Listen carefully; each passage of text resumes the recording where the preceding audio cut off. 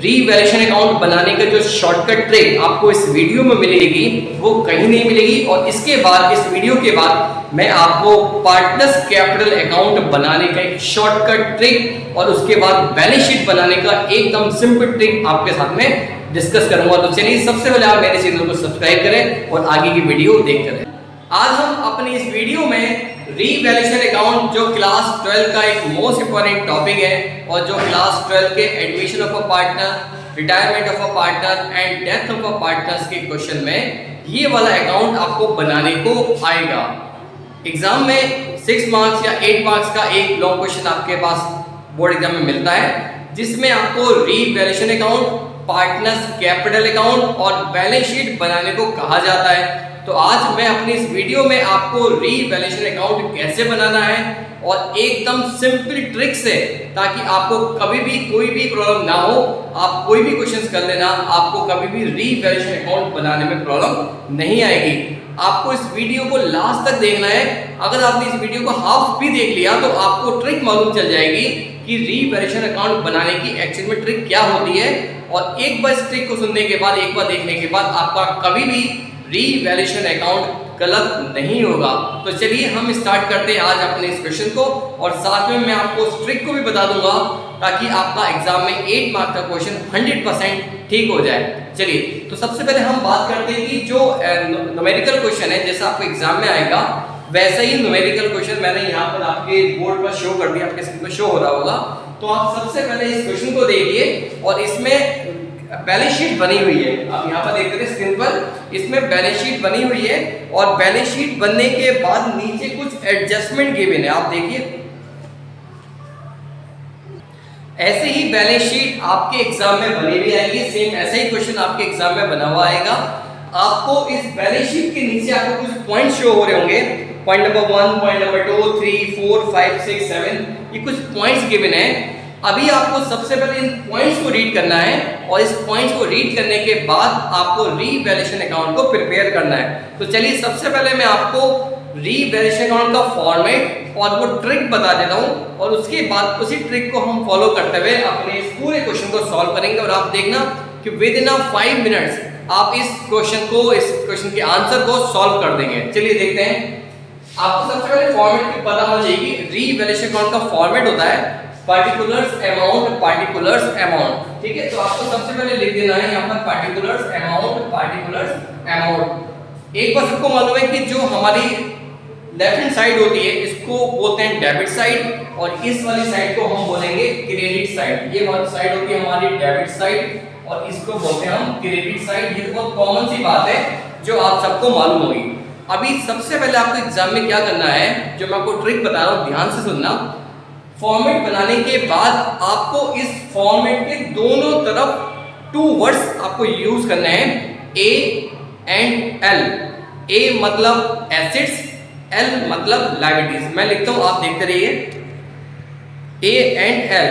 जब आप format ready करें तो यहां पर आप लिख देना ए और इस साइड आप लिखेंगे क्या, L. A and L. Same आपको इस साइड भी 2 वर्ड्स यूज करने हैं, ए एल। ए इंडिकेट करेगा एसेट्स को और एल इंडिकेट करेगा लायबिलिटीज को, राइट, ए एंड एल। अभी इसके बाद आपको यहां पर एक साइन लगाना है माइनस और उसके नीचे साइन लगाना है आपको प्लस का, ठीक है। ए माइनस एल प्लस, ए माइनस एल प्लस। और इस साइड भी आपको साइन यूज करने हैं लेकिन इस साइड आप रिवर्स साइन यूज करेंगे। यहाँ पर ए के आगे माइनस का साइन है तो यहाँ पर आप ए के आगे पॉजिटिव का प्लस साइन यूज करेंगे और एल के आगे यहाँ पर प्लस का साइन है और यहाँ पर आप माइनस का साइन यूज करेंगे, एल माइनस, राइट। ए प्लस एल माइनस, ये हो गई रीवैल्यूएशन अकाउंट बनाने की एक ट्रिक। ए मतलब एसेट्स, एल मींस लायबिलिटीज, ए मींस एसेट, एल मतलब लायबिलिटीज। अब मेरी बात को ध्यान से सुनना, जो आपके सामने कुछ पॉइंट शो हो रहे हैं, अभी हम एक एक करके पॉइंट्स को रीड करेंगे और आपको बस छोटी सी बात एक जज करनी है कि अगर आपकी एसेट्स डिक्रीज हो रही है तो आप 2 साइड में शो करेंगे, मतलब डेबिट साइड में शो करेंगे। ए माइनस इसी बात को इंडिकेट कर रहा है, ए माइनस मतलब एसेट्स डिक्रीज हो जाना। अगर आपकी एसेट्स डिक्रीज हो रही है तो टू साइड में यूज करेंगे। और अगर आपकी एसेट इंक्रीज हो रही है तो ए प्लस मतलब प्लस किसको शो करेगा कि आपकी अमाउंट एप्रिशिएट हो रही है, आपकी अमाउंट इंक्रीज हो रही है, तब आप इसको बाई साइड में शो करेंगे। राइट, मैं रिपीट करता हूं, आपको लाइन रीड करनी है और आपको देखना अगर आपकी एसेट्स डिक्रीज हो रही है तो टू साइड में, और अगर आपकी एसेट इंक्रीज हो रही है तो बाई साइड में। सेम लायबिलिटीज के लिए आपको इस रूल्स को रिवर्स कर देना है कि अगर आपकी लायबिलिटीज इंक्रीज होगी तो टू साइड में मतलब डेबिट साइड में, और अगर आपकी लायबिलिटीज क्या हो रही है डिक्रीज तो आप शो करेंगे बाई साइड में। होप सो ये छोटी सी ट्रिक आपको क्लियर हो चुकी होगी। जब भी आप एग्जाम में जाए और आप चाहे स्कूल का हाफ ईयरली एग्जाम हो, प्री बोर्ड हो या फिर बोर्ड एग्जाम हो, आपको रीवैल्यूएशन अमाउंट बनाने को कभी भी बोला जाए तो जल्दी से पहले फॉर्मेट बनाना पार्टिकुलर्स अमाउंट, और उसके ऊपर आप AL लिख देना, क्योंकि एग्जाम करते टाइम कई बार हम लोग डिस्टर्ब हो जाते हैं, कभी हमारा माइंड चेंज हो जाता है, तो AL आपको जो है बार बार इंडिकेशन देता रहेगा कि अगर आपकी एसेट्स कम हो रही है तो टू साइड में लिखना है, अगर आपकी एसेट इंक्रीज हो रही है तो बाई साइड में, अगर आपकी लायबिलिटीज इंक्रीज हो रही है तो टू साइड में, और अगर आपकी लायबिलिटीज डिक्रीज हो रही है तो बाई साइड में लिखना है। राइट, चलिए ये तो हो गई हमारी ट्रिक। अब हम बात करते हैं, एक एक पॉइंट्स को हम रीड करते जाते हैं और देखते हैं कि हमारी एसेट्स इंक्रीज हो रही है डिक्रीज, लायबिलिटीज इंक्रीज हो रही है या डिक्रीज। चलिए तो पॉइंट नंबर 1, आप पॉइंट नंबर 1 चेक करेंगे तो पॉइंट नंबर 1 देगा गुडविल के बारे में। तो सबसे पहले मैं आपको बता दूं कि गुडविल यहाँ पर नहीं आती है। आप ये छोटी सी बात ध्यान रखना, गुडविल जो होती है वो हमारा PCA में जाती है, पार्टनर्स कैपिटल अकाउंट। और पार्टनर्स कैपिटल अकाउंट कैसे बनाया जाता है ये मैं अपनी सेकंड वीडियो में आपको बताऊंगा। राइट, तो अभी ध्यान रखना, आपको टू वर्ड्स आप माइंड में नोट करिए कि एक कैपिटल और दूसरा गुडविल। कैपिटल और गुडविल रीवैल्यूएशन अकाउंट में नहीं आती है, ये दोनों आपकी कहाँ चली जाएगी, PCA में चली जाएगी। ठीक है, चलिए गुडविल के आगे हम बात करते हैं। पॉइंट नंबर 2 में गिवन है land and building were valued, और वैल्यू दे रखी इसकी 70,000। लैंड एंड बिल्डिंग की वैल्यू कितनी गिवन है, 70,000, वैल्यूड लिखा हुआ है। तो जब भी एग्जाम में वैल्यूड आ जाए या फिर रीवैल्यूड आ जाए, एक ही बात है, समझ सकते, वैल्यूड या रीवैल्यूड। ठीक है, कभी क्वेश्चन में वैल्यूड वर्ड गिवन होता है और कई बार क्वेश्चन में रीवैल्यूड वर्ड गिवन होता है। अब आप वैल्यूड या रीवैल्यूड से हमें मालूम नहीं चल रहा कि हमारी एसेट्स इंक्रीज हुई या डिक्रीज। अभी आपको ऊपर अपनी बैलेंस शीट के एसेट साइड में चेक करिए, और एसेट साइड में जो लैंड एंड बिल्डिंग के वैल्यू गिवन है वो गिवन है 50,000, और पॉइंट नंबर 2 में लिखा हुआ है कि लैंड एंड बिल्डिंग की वैल्यू हो गई 70,000। तो होप सो आप समझ गए होंगे कि लैंड एंड बिल्डिंग की वैल्यू पहले थे 50,000 और लैंड एंड बिल्डिंग की अब वैल्यू हो गई 70,000। इसका मतलब हमारी लैंड एंड बिल्डिंग की वैल्यू इंक्रीज हो गई।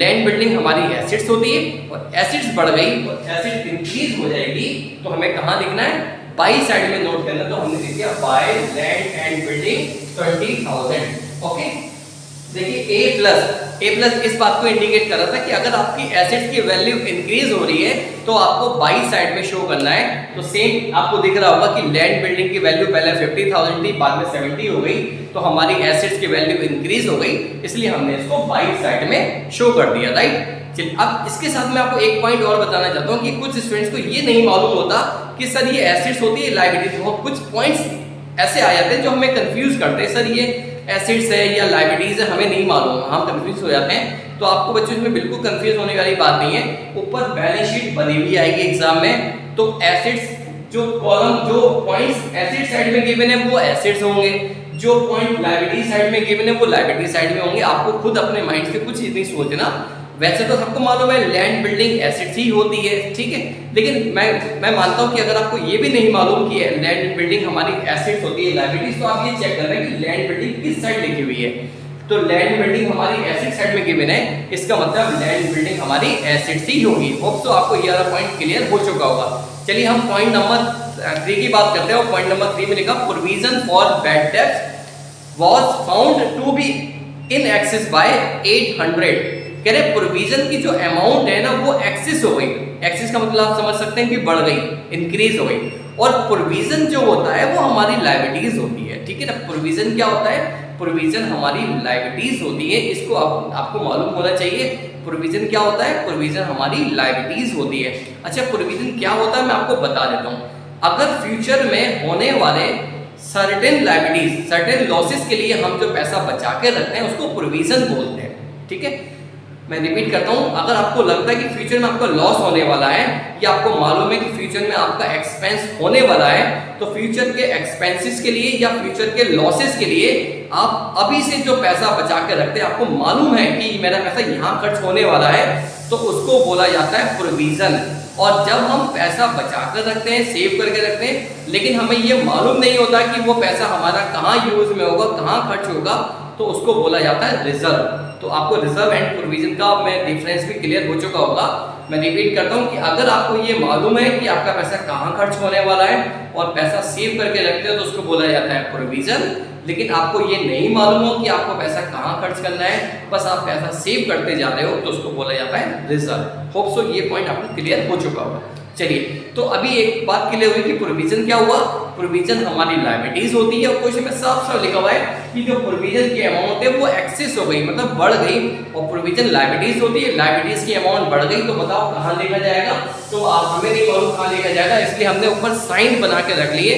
आप चेक करना, लायबिलिटीज इंक्रीज हो गई, तो लायबिलिटीज इंक्रीज होता है, एल प्लस हो गया, एन प्लस इस बात को इंक्रीज करेगा कि लायबिलिटीज इंक्रीज हो गई, इसलिए देखो हमने टू साइड में शो कर दिया, टू प्रोविजन, और जो अमाउंट बुक में गिवन है हमने शो कर दिया 800 रुपीज, राइट। आप टू प्रोविजन लिख सकते हो या पूरा सेंटेंस भी यूज कर सकते हो, to provision for doubtful debts, to provision for bad debts, right, या टू प्रोविजन ऑफ ब्रैकेट में आप यहाँ पर डेब्टर्स वर्ड का भी यूज हम लोग कर सकते हैं। चलिए, अब हम बात करते हैं पॉइंट नंबर 4 की। पॉइंट नंबर 4 में गिवन है a liability of 2000 included in creditors was not likely to be claimed।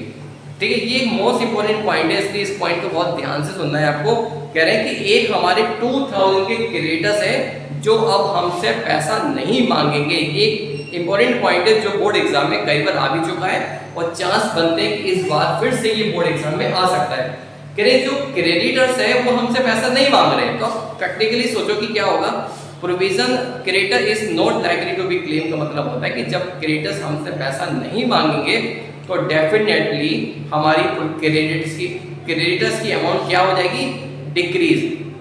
Clear, अगर क्रेडिटर्स हमसे पैसा नहीं मांगेंगे तो क्रेडिटर्स क्या हो जाएंगे, क्रेडिटर्स की अमाउंट डिक्रीज हो जाएगी।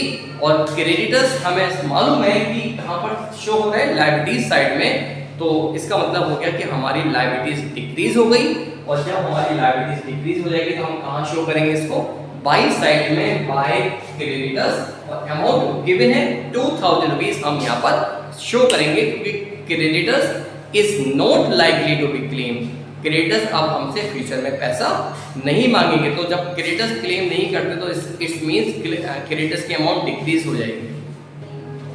चलिए, तो हम बात करते हैं अपने नेक्स्ट पॉइंट के, और नेक्स्ट पॉइंट लिखा हुआ है जो machinery amount is depreciated by 10%। Machinery की अमाउंट क्या हो गई, मशीनरी की अमाउंट हमारी डेप्रिशिएट हो गई। डेप्रिशिएट का मतलब होता है कम हो जाना, साफ साफ मालूम है।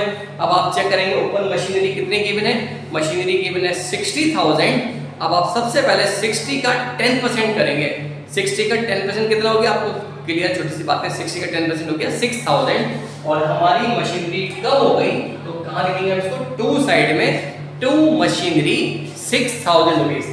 मशीनरी क्या होती है, मशीनरी हमारी एसेट्स होती है। अगर आपको नहीं मालूम है तो आप अपनी बैलेंस शीट में चेक करें कि मशीनरी किस साइड गिवन है, मशीनरी एसेट साइड में गिवन है। श्योर हो गया कि मशीनरी हमारी एसेट्स ही होती है। और मशीन की वैल्यू हो गई डेप्रिशिएट, डेप्रिशिएट का मतलब होता है डिक्रीज हो जाना, और मशीनरी हमारी एसेट्स है, एसेट्स हमारी डिक्रीज हो गई, मतलब ए माइनस, इसलिए हम कुछ टू साइड में शो करा, टू मशीनरी 6000 रुपीज। चलिए, अब हम बात करते हैं नेक्स्ट पॉइंट, लास्ट पॉइंट है। लास्ट पॉइंट में लिखा हुआ है जो इन्वेस्टमेंट की अमाउंट है, investment amount is appreciated by 20%। Investment की अमाउंट क्या हो गई, एप्रिशिएट हो गई। एप्रिशिएट का मतलब होता है बढ़ गई, इंक्रीज हो गई, ठीक है। डेप्रिशिएट का मतलब होता है डिक्रीज हो जाना, और एप्रिशिएट का मतलब होता है इंक्रीज हो जाना। तो इन्वेस्टमेंट की अमाउंट क्या हो गई, इन्वेस्टमेंट की अमाउंट हमारी एप्रिशिएट हो गई, मतलब इंक्रीज हो गई। और इन्वेस्टमेंट हमारा एसेट्स है, और एसेट्स फिर से इंक्रीज हो गया, तो हमें कहाँ शो करना है, बाई साइड है, मतलब क्रेडिट साइड में शो करना है, बाय इन्वेस्टमेंट। कितने परसेंट इंक्रीज हुआ है, 20% इंक्रीज हुआ है। तो जो इन्वेस्टमेंट की अमाउंट बुक में गिवन है, इसका आप सबसे पहले क्या करेंगे, कैलकुलेट करेंगे 20%। इन्वेस्टमेंट की अमाउंट कितनी गिवन आप चेक करिए, 50,000। 50 का 20%, 50 का 20% कितना हो जाएगा आपका 10,000। तो आप टू साइड पे शो करेंगे बाय इन्वेस्टमेंट 10,000 रुपीज। ठीक है, एक बार शो कर लेते हैं 50,000 का 20%।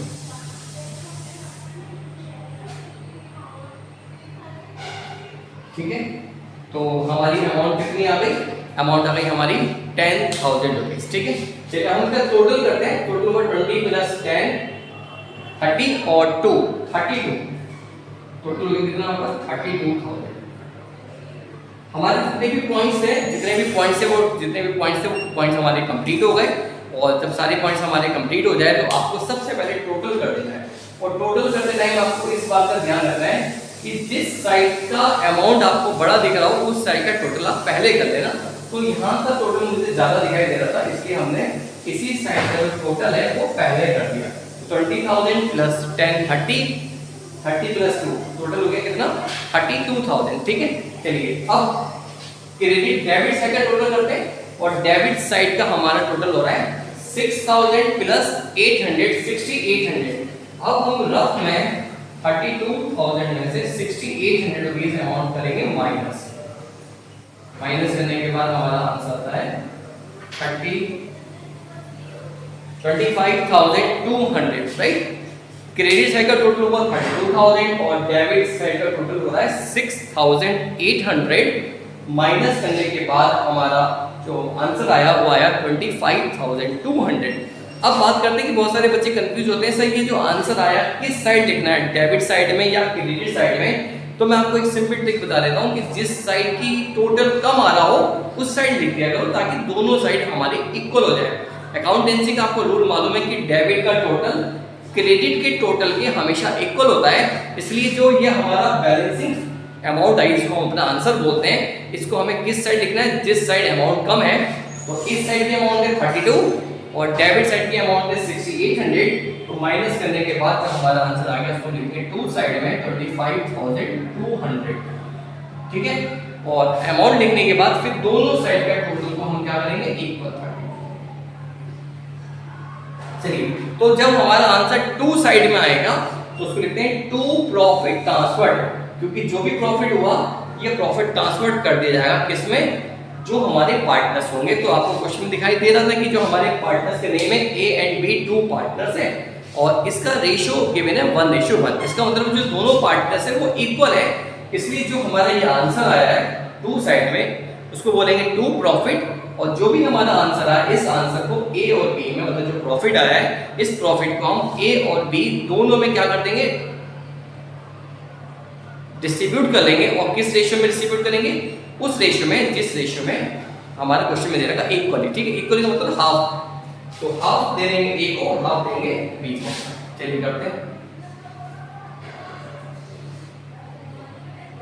तो हमारा आंसर आ गया 12,600 ए को और 12,600 हमें मिल गया बी को। तो फाइनली ये आपका रीवैल्यूएशन अकाउंट बनकर रेडी हो गया। ठीक है, टोटल आप इजीली कर लोगे, आंसर भी फाइंड हो जाएगा।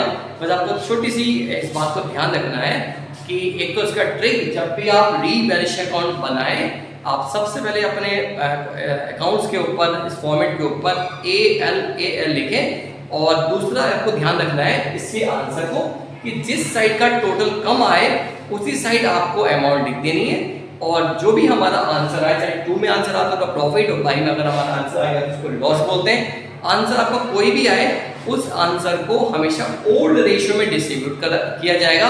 और जो ओल्ड रेशियो होता है वो हमेशा बुक में गिवन होता है, क्वेश्चन में गिवन होगा। और एक बात और कि अगर क्वेश्चन में ओल्ड रेशियो गिवन ना हो तो हम उसको इक्वल एज्यूम कर लेंगे। और इक्वल एज्यूम करके मतलब इक्वल मतलब 1:1, दोनों को हम हाफ हाफ प्रॉफिट डिस्ट्रीब्यूट करेंगे। प्रॉफिट हो या लॉस दोनों को हाफ हाफ डिस्ट्रीब्यूट करेंगे। चलिए, तो होप सो आपको रीवैल्यूएशन अकाउंट एकदम क्लियर समझ में आ चुका होगा। तो अगर आपने अभी मेरी वीडियो को सब्सक्राइब नहीं किया तो सबसे पहले आप मेरी वीडियो को सब्सक्राइब करें। रीवैल्यूएशन अकाउंट बनाने का जो शॉर्टकट ट्रिक आपको इस वीडियो में मिलेगी वो कहीं नहीं मिलेगी। और इसके बाद इस वीडियो के बाद मैं आपको पार्टनर्स कैपिटल अकाउंट बनाने का एक शॉर्टकट ट्रिक और उसके बाद बैलेंस शीट बनाने का एकदम सिंपल ट्रिक आपके साथ में डिस्कस करूंगा। तो चलिए, सबसे पहले आप मेरे चैनल को सब्सक्राइब करें और आगे की वीडियो देखते रहें। Thank you.